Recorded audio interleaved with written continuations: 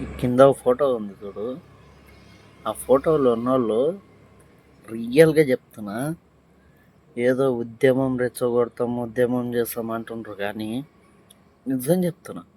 ఇప్పుడు Congress party, BRS party, BJP 3 ఉన్నాయి.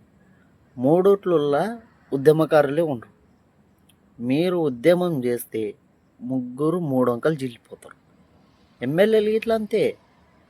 ఈ పార్టీలో ఉన్నోళ్ళు మేము ఉద్యమకారులు అంటారు, ఈ పార్టీలో ఉన్నోళ్ళు మేము ఉద్యమకారులు అంటారు.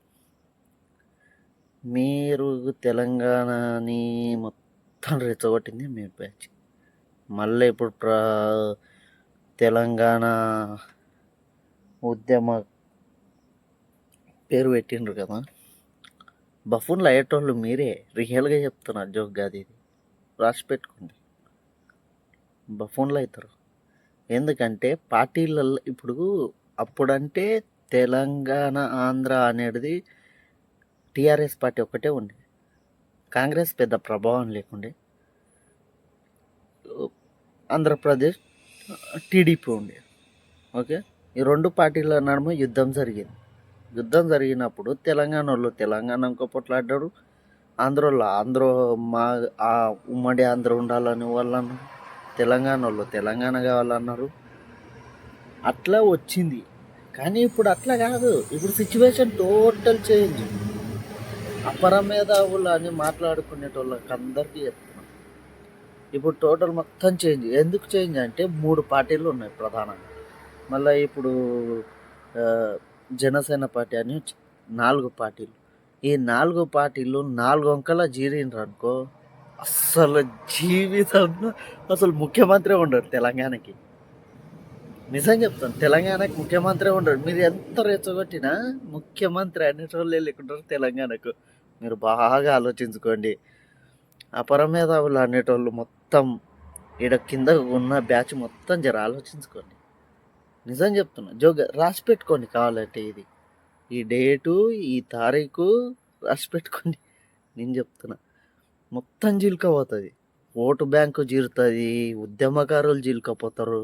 మీరు అనుకుంటున్నారు మేము మళ్ళా ఉద్యమం రెచ్చగొడతాం. తెలంగాణ వచ్చింది, అయిపోయింది అంతే. జనసేన రాకుంటే రానియకుండి, ఓట్లే వేద్దాను, పెద్ద వచ్చేది ఏం లేదు. కానీ ఓడిపోయినా సరే ఆయన మళ్ళీ ఇలా పడతాడు. ఇప్పుడు కాకపోతే 33లో మళ్ళీ వస్తాయి, 29 అయిపోయినాక 33లో అప్పుడన్నా పొడి చేస్తారు. మొత్తం జిలుకపోతుంది, ఏం లేకుంటుంది. మొత్తం ఈ పార్టీ నాది అంటారు, ఆ పార్టీ మేము ఉద్యమం. ఎంతమంది ఉద్యమకారులు ఉండరు చెప్పండి? ఎంతమంది ఉండరు? తిప్పి కొడితే 1200 మంది అమరవీరులు చచ్చిపోయినంత ఇట్లా లేరు. మీరు ఇట్లే రెచ్చగొడితే మొత్తం పోతుంది. తెలంగాణ అనేది నిజంగా దిక్కులేని తెలంగాణ అవుతుంది. మళ్ళా మొత్తం చిలుకపోతుంది, సర్వనాశనం చేస్తారు.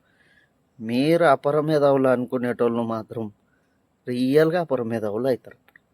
Okay, done. రాసి పెట్టుకోండి ఈ డేటు ఎంత అంటే తారీఖు జూన్ 5 తారీఖు. ఈ వీడియో జూన్ 5 తారీఖు మొత్తం చిరుకపోతుంది. బాగా ఓసారి కూర్చొని ఆలోచించుకోండి. మేము మేధావులం, మేము అది ఇది అంటున్నారు కదా. టీఆర్ఎస్ పార్టీ బలంగా ఉంది, కాంగ్రెస్ పార్టీ బలంగా ఉంది, బీజేపీ బలంగా ఉంది.